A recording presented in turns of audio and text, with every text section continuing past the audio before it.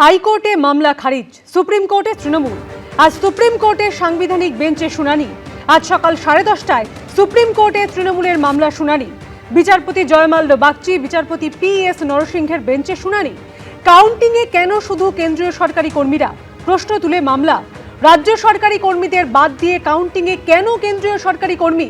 Counting supervisor, counting assistant নিয়োগে প্রশ্ন তৃণমূলের। হাইকোর্টে মামলা খারিজের পরে এবার সুপ্রিম কোর্টে তৃণমূল।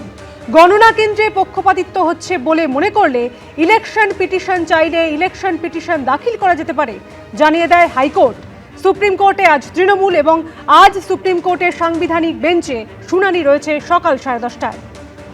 গণনার আগে স্ট্রং রুম ঘিরে চাপানুতোর চরমে।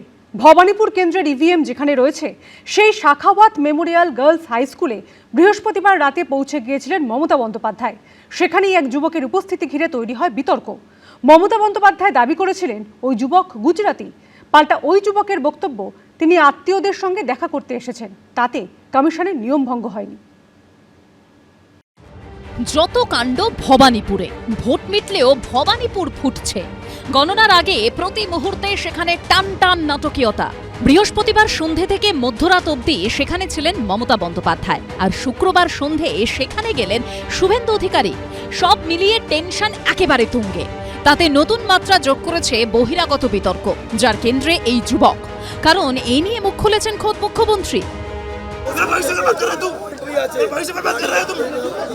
क्या कर रहे हो तुम लोग?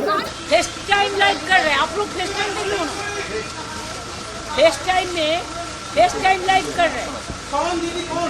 एक गुजराती जो इधर में वोट कर रहा है। उनका जो दावा है कि आप भवानीपुर के वोटर नहीं हो, आप गुजरात के वोटर हो, ये क्या वो सच में दावा? पर मैं वोटिंग के दिन थोड़ी यहाँ पे घूम रहा हूँ। मैं यहाँ पे आज तो वोटिंग है नहीं, तो मैं घूम सकता हूँ ना, मैं कहीं भी घूम सकता हूँ। मैं कोई इलेक्शन कमीशन का थोड़ी रूल कोई ब्रेक कर रहा हूँ। বৃহস্পতিবার মমতা বন্দ্যোপাধ্যায় যখন শাখাওয়াত মেমোরিয়াল গার্লস হাই স্কুলে পৌঁছে যান, তখন বাইরে তৃণমূলের একটি প্রচার গাড়ি ঘিরে বিক্ষোভ শুরু হয়। সেই গাড়ির সামনে এই যুবককে দেখা যায়। এরপর মধ্যরাত পেরিয়ে যাওয়ার সময় নিজের ফোনে এই ভিডিও দেখান মমতা বন্দ্যোপাধ্যায়। তারপর তিনি দাবি করেন এই যুবক ভবানীপুরের ভোটার নন, গুজরাতের বাসিন্দা। फेस टाइम लाइव कर रहे हैं आप लोग। फेस टाइम देख लो ना, फेस टाइम में फेस टाइम लाइव कर रहे हैं। कौन दीदी कौन? एक गुजराती जो इधर में वोट कर रहा है। যুবকও স্বীকার করে নেন তিনি পশ্চিমবঙ্গের বাসিন্দা নন। কিন্তু কি উদ্দেশ্যে স্ট্রংরুম কেন্দ্রের বাইরে তিনি এসেছিলেন, কি করছিলেন, তা নিয়ে ধোঁয়াশা রয়েছে। ममता बंदोपाध्याय आपका वीडियो वो सामने रखिए, वो कहा दावा किया है कि ये भवानीपुर का वोटर नहीं है, गुजरात का वोटर है, मेरे यहाँ पे आया है और यहाँ पे आके बवाल मचा रहा है। आपका क्या बयान है?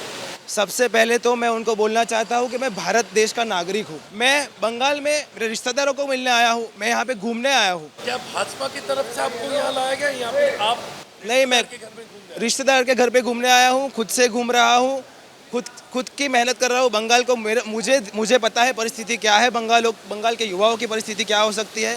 यहाँ पे जो हम लोग सोच रहे हैं वैसा नहीं है, और बस बंगाल को बचाना है, वही ध्येय है मेरा। और ये मेरी जवाबदारी है, युवा होने के नाते मेरी जवाबदारी है, तो मैं वो जवाबदारी पहले पूर्ण करूँगा। कब तक रहने वाले हैं आप? वो तो मैं आपको नहीं बोल सकता, पर मैं रहूँगा। এবারের বিধানসভা ভোট অনেক অর্থেই বেনজির। 2001-এর পর এই প্রথম এত কম দফায় বিধানসভা ভোট হয়েছে। বিক্ষিপ্ত অশান্তির মধ্যেও ভোট হয়েছে মোটের ওপর শান্তিতে। SIR এর পর ভোটার কমলেও ভোটদানের হার রেকর্ড ছুঁয়েছে। আর ভোটের পর স্ট্রং রুমকে কেন্দ্র করে সংঘাত শুরু হয়েছে, তাও নজিরবিহীন, যার প্রেক্ষিতে কলকাতা থেকে জেলায় বহু স্ট্রং রুমের নিরাপত্তা বাড়ানো হয়েছে। শিবাশিস মৌলিকের রিপোর্ট, ABP আনন্দ। ABP আনন্দ, এগিয়ে থাকে, এগিয়ে রাখে।